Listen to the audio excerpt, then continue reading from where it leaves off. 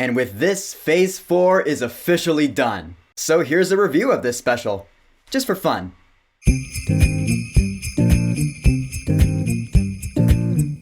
The Guardians of the Galaxy Holiday Special.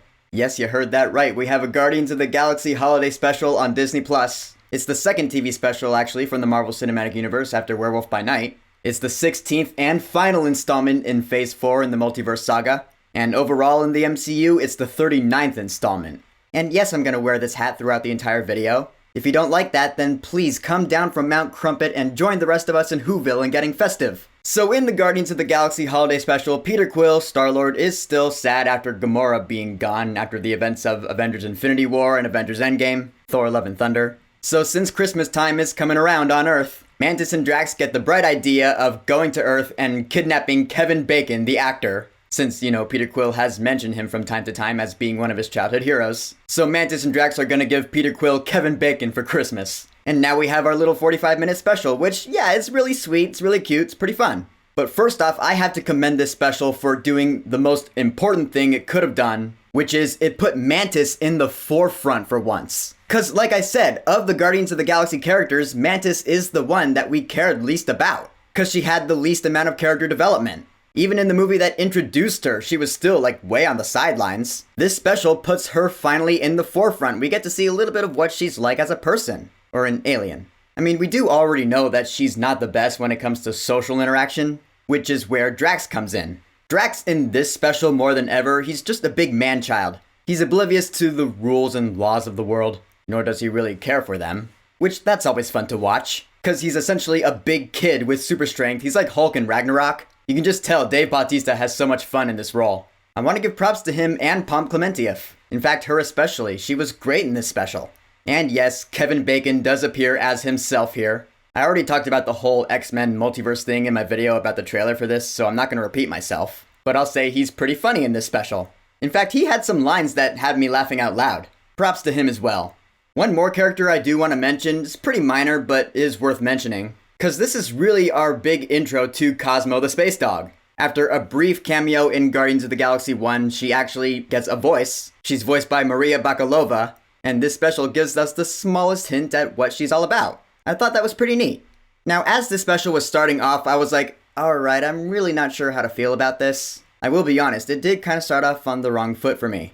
There's this song that's playing and it's going for the laughs, so I was like, alright, I get it. James Gunn utilizing his strengths from what he did with the Suicide Squad and Peacemaker Season 1. In fact, there's definitely some moments in this special where I was like, yeah, that's something out of Peacemaker. Which I love though, because that's just classic James Gunn, and when Peacemaker was airing, I was like, yeah, there's something from Guardians of the Galaxy. I love that, and I have to commend James Gunn, man! Whether he's working with Marvel, or taking over DC, the guy does a great job at writing great stories about characters that are weird but have a lot of heart. That's where he shines, dude! He writes stories for the weirdos, the ones who were outcasts, the ones who felt left out of the norm. I'm starting to feel a bit preachy, but that's just how I feel about the guy. He's great.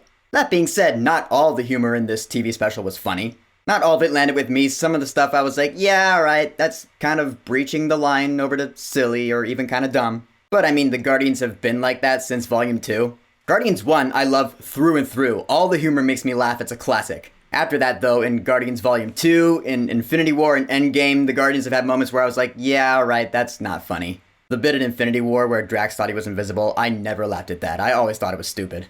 Point being, not all the humor is gonna land with everyone in this special. It all depends on what makes you laugh. There is some pretty cool action in this though. Surprisingly so, in fact, because I honestly wasn't even thinking about the action when it came to the marketing or leading up to this special. I mean, Guardians is more about the comedy than anything else, so when some cool action came up, I was like, oh, alright, cool. Oh wow, I wasn't expecting that. I'll dive into it more in my spoiler video, but for now I'll just say the action was surprisingly great, for the most part. There is a wire stunt here that is the most obvious wire stunt I've ever seen in my life. It looked really bad. Again, I'll touch on it in my spoiler video, but I'm just saying. But most importantly, yeah, this special is very sweet. It has that Christmas spirit that really lets us know that we're in that season now. Which is great. It's the day after Thanksgiving. It's time to get into that holiday mood. This special does also include some setup for Guardians of the Galaxy Volume 3, which is coming out next May. Of course, I'm not going to spoil what it is here, but you'll see things you're like, alright, I don't know exactly what this is yet, but we'll find out soon. Can't help but get excited from that. As for the music in this special, I mean, it's James Gunn, so of course there's gonna be some rock Christmas songs in this soundtrack. Like, watching this special, I was listening to the songs, I was like, yeah, this is like Peacemaker. It really reminded me of Peacemaker because the music they use, it's not really classic rock. It's more modern punk like they did in Peacemaker, just with a Christmas twist, and more family friendly. That's also due in part to the fact that the score was not done by Tyler Bates, who scored the first two Guardians of the Galaxy movies, but instead it was done by John Murphy. Guess what he scored? The Suicide Squad. Yeah, see what I'm getting at here? I will admit I did miss that Tyler Bates Guardians of the Galaxy theme, that dun dun dun dun dun dun dun dun. It's not in this special at all. I really do hope it shows up in Volume 3, cause I do love that theme. I guess we'll see what happens. So in the end, the Guardians of the Galaxy Holiday Special is a pretty fun, sweet, cute watch. You'll have a good time with your family watching this one. You'll have some laughs. You'll love Mantis by the end, for the first time possibly ever. The action is unexpectedly cool and the music is great. All in all, a solid epilogue to the Marvel Cinematic Universe's Phase 4. So, the Guardians of the Galaxy Holiday Special. Have you watched it yet? What are your thoughts on it? And what's the holiday special that you watch every year after Thanksgiving? You're like, alright, Thanksgiving's over, time to watch this now. Besides Charlie Brown Christmas, that's cheating, everyone does that one. Whatever you think, go ahead and leave a comment. And of course, thank you for subscribing. Now if you'll excuse me, I gotta wrap up Andor finally. I got like 5 episodes to go. I've been really busy because I got a lot of videos to make over the next like week and a half. But I'll get to that one because, hello, the poster's on my wall, so it's coming. Peace!